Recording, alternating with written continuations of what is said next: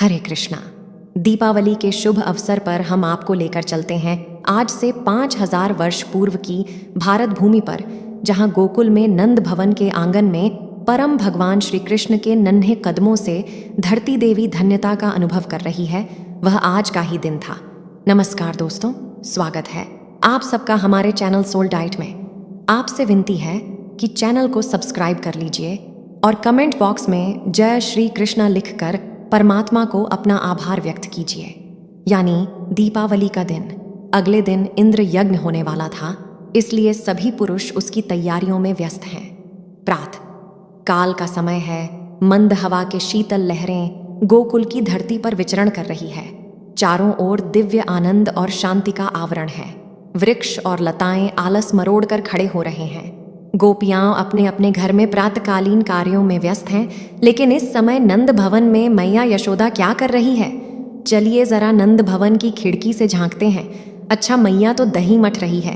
अरे लेकिन नंद भवन में तो इतने सेवक हैं, फिर मैया को क्या जरूरत पड़ गई जो बस स्वयं आज माई मक्खन निकालने के लिए बैठ गई? वास्तव में बात यह है कि मैया यशोदा प्रतिदिन गोपियों की उल्हाने सुनकर थक गई थी। कभी कोई गोपी आकर कहती, नंद रानी आज तो कृष्ण ने मेरे घर से माखन चुराया है। तो फिर कोई कहती, अरे नंद रानी क्या तुम अपने लल्ला को खाना नहीं देती जो वो आज भी मेरे घर में अपने मित्रों के साथ मक्खन चुराने आ गया था? बस गोपियों की यह सारी बातें सुनकर यशोदा मैया ने सोचा कि शायद कृष्ण को मेरे घर में अन्यों का बनाया मक्खन पसंद नहीं आता होगा, इसलिए अब आज मैं स्वयं ही उसके लिए स्वादिष्ट मक्खन बनाऊंगी। यह सोचकर यशोदा मैया ने नंद महाराज की कुल 9 लाख गायों में से 8 गायों को चुना था, जिनको विशेष प्रकार की सुगंधित घास खिलाई गई थी और वह दूध भी सुगंधित देती थी। तो आज यशोदा मैया ऐसे विशेष दूध से बने दही से माखन बनाने के लिए बैठी हुई थी। यशोदा मैया के वात्सल्य रस से अपलावित होकर ऐसे समय में भगवान श्री कृष्ण अपने बाल रूप में वहाँ प्रकट होते हैं। आंखें मरते मरते वही यशोदा मैया के पास आते हैं। अब सुबह उठते ही उनको तो भूख लग गई है, तो क्या किया जाए? तो बस अब कृष्ण चाहते थे कि यशोदा मैया सारे कार्य छोड़कर सबसे पहले उनको अपना दूध पिलाए, और इसलिए उन्होंने यशोदा मैया जिस मथनी से दही मथ रही थी उसे पकड़ लिया। अब यह देखकर मैया यशोदा हंस पड़ी, यह सोचकर कि मेरा पुत्र इतना समझदार हो गया है कि उसे पता चल चुका है कि अगर मथनी पकड़ ली जाए तो मैया अपने आप मथना बंद करके मुझे उठा लेगी। कृष्ण की इस बुद्धिमता पर प्रसन्न होते हुए यशोदा मैया ने बालक कृष्ण को प्रेम पूर्वक अपनी गोद में उठा लिया। उनके वात्सल्य से प्रेम की धाराएं दूध बनकर उनके स्तन से बहने लगीं और कृष्ण भी इस दिव्य प्रेम के आदान प्रदान का आनंद उठाने लगे। अब ऐसे में अचानक मैया ने देखा कि चूल्हे पर उन्होंने जो गर्म करने के लिए दूध रखा था वो तो उबल कर नीचे गिर रहा है। वास्तव में जब कृष्ण मैया यशोदा का दूध पी रहे थे तो दूध ने सोचा कि मैंने इतनी तपस्या की, 9 लाख गायों में से 8 को चुना गया, उनको उत्तम सुगंधित घास खिलाई गई और उसमें से मुझे बनाया गया। अब हर प्रकार के श्रेष्ठ साधनों द्वारा मेरा निर्माण हुआ है, और फिर भी कृष्ण मुझे पीने के बजाय मैया का दूध पी रहे हैं, तो मेरे इस जीवन का क्या लाभ? तो चलो अब मैं आत्महत्या कर लेता हूँ। यह सोचकर दूध अपने पात्र से उछलकर बाहर गिरने लगा। अब यहाँ पर हमें एक बात यह समझनी है कि गोकुल के धाम में प्रत्येक वस्तु चिंतामणि और जीवंत है।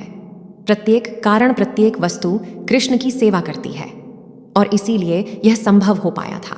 तो जैसे ही मैया ने देखा कि अरे अरे दूध तो नीचे गिर रहा है, तो तुरंत मैया ने कृष्ण को अपने गोद से नीचे उतारा और वह स्वयं दूध को चूल्हे से नीचे उतारने के लिए चली गई। कृष्ण को बिल्कुल भी अच्छा नहीं लगा कि मैया उनको नीचे उतार कर दूध को बचाने के लिए जा रही है, और इस बात से क्रोधित होकर नन्हे बालक कृष्ण ने अपने होठों को दांतों तले दबाकर अपना गुस्सा प्रकट करने लगे। उनके नेत्र लाल हो गए और वहां पर एक छोटा सा पत्थर पड़ा था। उसे अपने छोटे से हाथों से उठाया और धड़ाम से दे मारा उस मक्खन के मटके पर, और बस सारा दही मक्खन जमीन पर झरना बनकर बहने लगा। और इस शरारती ने उसमें से थोड़ा मक्खन उठाया और अपनी आंखों में नकली आंसू भर के घर के किसी कोने में जाकर चुपचाप मक्खन खाने लगा। ऐसे में हमारी मैया बेचारी तो दौड़ती भागती हुई साड़ी के पल्लू से अपना हाथ पोंछती हुई उस स्थान पर आई तो उन्होंने क्या देखा? उन्होंने देखा कि मक्खन की सारी मटकी फूटी हुई है, चारों ओर दही और मक्खन बिखरा पड़ा है। इतनी मेहनत से जो वह स्वादिष्ट मक्खन बनाया जा रहा था वह सारा व्यर्थ चला गया, और जिसके लिए वह बनाया जा रहा था वह वहां से गायब हो चुका था। लेकिन उसके शरारत की साक्षी भरने वाले मक्खन की छाप से बने हुए उसके नन्हे से कदम के निशान यशोदा मैया को उसके स्थान की चुगली कर रहे थे। अब इस संपूर्ण दृश्य को देखकर यशोदा मैया समझ गई कि यह उसी नन्हे चोर का कार्य है, और अब उसे दंड ना मिले उसके भय से वो कहीं जाकर छिप गया है। यशोदा मैया भी ऐसे छोड़ने वाली थोड़ी ना थी। आज तो कृष्ण ने सारी हदें पार कर दी थीं, इसलिए आज तो मैं उसे अवश्य दंड दूंगी। यह सोचकर यशोदा मैया एक गुप्तचर की भांति चुपके से दबे हुए पांव से मक्खन से सने हुए उन नन्हे पद चिन्हों का अनुसरण करती हुई आगे बढ़ी। बगीचे की ओर आगे बढ़ते हुए एक सुंदर जालीदार खिड़की में से यशोदा मैया ने झांक कर देखा तो श्री कृष्ण उलटे रखे हुए एक लकड़ी के ऊपर बैठे थे। उनके चारों तरफ बंदरों का जमघट लगा हुआ था। बंदरों के बीच में बैठे हुए कृष्ण उनके नेता लग रहे थे। मैया ने सोचा, अरे यह ध्यानी और योगियों की तरह बैठना कब से सीख गया। मन ही मन में वह भी मुस्कुराई। उसी वक्त एक शीतल हवा की लहर आई, जैसे वह यशोदा भैया के कानों में कह रही हो, अरे मैया, यह तो सभी योगियों का भी परम योग ही है, तुम नहीं जानती। इसके उत्तर में मैया ने सोचा, अरे क्या फायदा इसका योगियों का गुरु बनने का, अभी तो वह बंदरों का राजा बनकर बैठा हुआ है। इस प्रकार के सांकेतिक वार्तालाप के मध्य में कृष्ण अपने बंदर मित्रों को नीचे बिठाकर एक एक करके मक्खन खिला रहे थे। यह देखकर यशोदा मैया अपने हर्ष को रोक नहीं सकी, और उन्होंने अपने साड़ी के पल्लू से अपना मुंह दबा लिया ताकि कृष्ण को पता ना चले कि मैया गुप्तचर की तरह उसे देख रही है। अब हमारे कृष्ण भी कोई कच्चे खिलाड़ी थोड़ी ना है। अपना कार्य करते हुए भी उनके नेत्र इधर उधर घूम रहे हैं और देख रहे हैं कि कहीं मैया तो नहीं आ गई। अब मैया ने धीरे धीरे अपने कदम आगे बढ़ाए। अब गलती से क्या हुआ कि कृष्ण की पीठ नंद भवन की ओर थी और मैया पीछे से आ रही थी, इसलिए इसका लाभ मैया को मिल गया। वे तो कृष्ण को स्पष्ट रूप से देख रही थीं, लेकिन कृष्ण के चंचल नेत्र उन्हें नहीं देख पाए। यशोदा मैया ने पास में सीढ़ियों के पास रखी अपने पति की रत्न जड़ित छड़ी उठाई, और जैसे ही उन्होंने छड़ी उठाई मानो पूरी पृथ्वी कांपने लगी। क्या इस ब्रह्मांड के आधार को और इस छड़ी से दंड दिया जाएगा? जो समस्त कारणों के कारण है, ऐसे परम ईश्वर को क्या आज यह छड़ी खानी पड़ेगी? जो सभी के आश्रय स्थान है, जिनके अंग इतने कोमल हैं, उनको इस छड़ी का मार सहना पड़ेगा क्या? अब देखिए, गलती बड़ी की है तो शायद सजा भी तो बड़ी मिलनी चाहिए ना। नहीं नहीं, यह नहीं हो सकता। यशोदा मैया ने सोचा कि मैं इसको छड़ी से पीटूंगी नहीं, लेकिन हाँ, अच्छे से भयभीत अवश्य करूंगी, जिससे कि वह दोबारा ऐसा कार्य न करें। ये देखकर सभी पर्वत, नदियां, पृथ्वीराज राहत की सांस ली। चलो अच्छा है, परम परमेश्वर आज इस छड़ी से बच गए। ऐसे में चुपके से हवा की शीतल लहर में कृष्ण के कानों में जाकर कह दिया, भगवान सावधान हो जाइए, जिसे आप देख नहीं सकते लेकिन जिनसे आप भयभीत हैं, ऐसी मैया आपके पीछे निकट आ चुकी है। और श्री कृष्ण ने तुरंत पीछे मुड़कर देखा और उसी क्षण खड़े हो गए। एक क्षण के लिए उन्होंने मैया के सामने देखा तो उनकी आंखों में दंड देखने को मिला, और दृष्टि को थोड़ा नीचे किया तो हाथ में छड़ी भी दिखाई दी। हो गया काम समाप्त। कृष्ण सोचने लगे, क्या मैया सच में मुझ छड़ी से कृष्ण को मारेगी? नहीं नहीं नहीं, मैं ऐसा नहीं कर सकती। उतने में छड़ी के ऊपर जगमगा रहे रत्नों ने कृष्ण के कानों में कहा, भगवान, आज तो मैं मैया के हाथ हूं, मैं हूं इसलिए मजबूर हूं, कृपया मुझे क्षमा कर देना। अरे लेकिन यहाँ कृष्ण के पास एक क्षमा करने का समय कहाँ था? वे तो से झोर से ऐसे कूदे मानो अब बस उनके नन्हे चरण ही उन्हें मैया के डर से बचा सकते थे। एक बार फिर उन्होंने मुड़कर देखा, क्या सच में मैया छड़ी लेकर आ रही है? नहीं नहीं, मैया ऐसा नहीं कर सकती। लेकिन उसी वक्त फिर से हवा के लहर कृष्ण के कानों में आकर कहती है, भगवान भागो, आज आपको कोई नहीं बचा सकता, शीघ्र भागो, अब अपने नन्हे कोमल चरणों से धरती पर भागो। धरती ने कहा, भगवान भागो, आज आपको कोई नहीं बचा सकता। शीघ्र भागो। अब अपने नन्हे कोमल चरणों को धरती का स्पर्श देते हुए बालक कृष्ण भागने लगे। पूरे नंद भवन में कभी यहाँ तो कभी वहाँ दौड़ते हुए उनके कानों के कुंडल नृत्य रहे थे और उनके आभूषण झूम रहे थे, और उनके पीछे मैया यशोदा ने भी अपनी साड़ी का पल्लू बांधा और हाथ में छड़ी लेकर कृष्ण के पीछे दौड़ने लगे। उनकी आयु और भारी शरीर के कारण भी थक चुकी थी। उनके बालों की पुष्पमाला उनके चरणों पर गिरकर उनका वंदन कर रही थी, और वेद की बूंदें उनके मुख कमल और शरीर को कांति प्रदान कर रही थीं। इस परम सुंदर दृश्य को देखकर समस्त देवता भी मंत्रमुग्ध हो गए। अब दौड़ते हुए कृष्ण ने सोचा, मैं एक कार्य करूं। यदि मैं बाहर मुख्य मार्ग पर चला जाऊंगा तो मैया वहां नहीं आएगी, क्योंकि रानी अपने प्रजा के समक्ष अपने पुत्र की पिटाई थोड़ी ना करेगी, और अगर करने का प्रयास भी किया तो अन्य लोगों ने रोक लेंगे।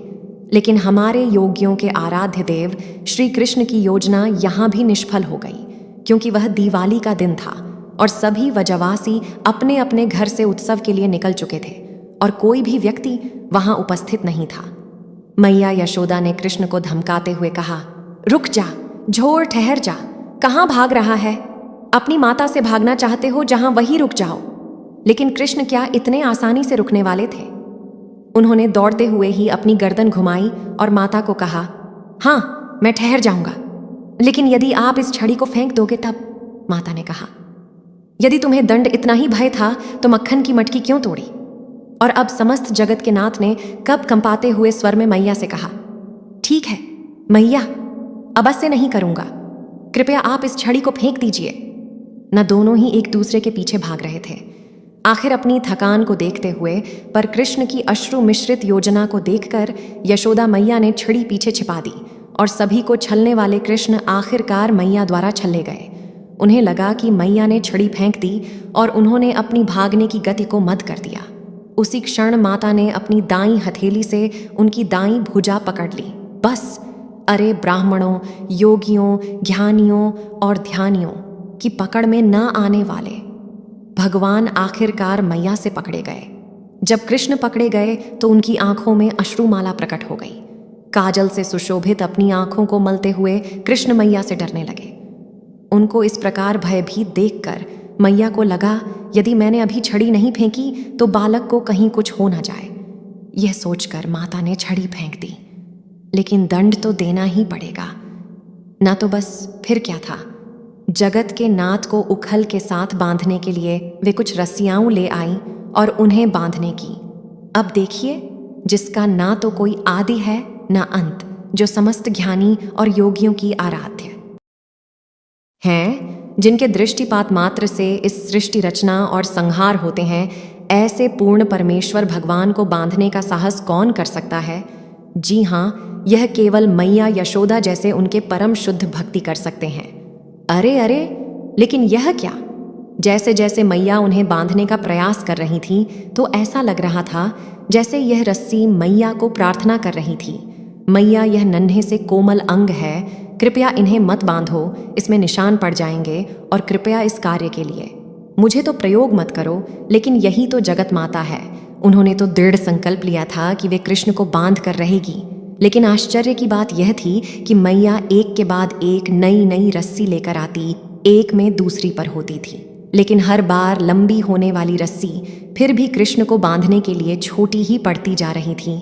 बेचारी भोली मैया, उन्हें थोड़ी ना पता था कि वे किसको बांधने जा रही हैं, लेकिन फिर भी वे प्रयास करती रहीं। घर में जितनी भी रस्सियाँ थीं वो ले आई और गांठ बांध बांध कर उसे बड़ा करती गई, और हर बार रस्सी 2 उँगल छोटी पड़ती गई। अब मैया थक चुकी थी। पसीने के कारण उनका शरीर गीला हो गया था। सुबह से लेकर शाम होने लगी थी। आसपास की गोपियां भी इस लीला को देखकर उसका आस्वादन कर रही थीं, मुस्कुरा रहे ही थीं। आखिर मैया की मेहनत देखकर श्री कृष्ण को उनके ऊपर दया आ गई, और उसी क्षण भगवान की कृपा शक्ति वहां प्रकट हुई, जिसने मैया यशोदा को सहायता की, और आखिर कृष्ण अपनी इच्छा से मैया के द्वारा बांध लिए गए। हमारे आचार्य बताते हैं कि मैया यशोदा की रस्सी हर बार 2 उंगली छोटी पड़ने का अर्थ है कि भगवान को अपने प्रेम पास में बांधना। तो उसमें 2 चीज़ों की सबसे अधिक आवश्यकता होगी। एक है हमारा स्वयं का प्रयास, जो कि हम साधना भक्ति के द्वारा करते हैं, और दूसरा है भगवान और उनके भक्तों की विशेष कृपा। उनके बिना कोई भी जीवात्मा भगवान को प्राप्त नहीं कर सकते। मैया यशोदा ने भगवान श्री कृष्ण को नाम यानी रस्सी को उधर से बांधा था, इसलिए भगवान का एक नाम दामोदर पड़ा, और उनके नाम से ही इस कार्तिक मास को दामोदर मास के कहा जाता है, क्योंकि भगवान की यह अत्यंत मधुर लीला कार्तिक मास में आज के दिवाली के दिन ही हुई थी। दीपावली के दिन लक्ष्मी नारायण के पूजन, दीपदान और मिठाइयों के साथ साथ भगवान श्री कृष्ण की इस मधुर उखलवंदन लीला सुनने से घर और परिवार में हर प्रकार की शुद्धता प्राप्त होती है। तो कैसी लगी आपको आज की दीपावली विशेष गाथा? यह हम नीचे कमेंट बॉक्स में लिखकर ज़रूर बताइएगा।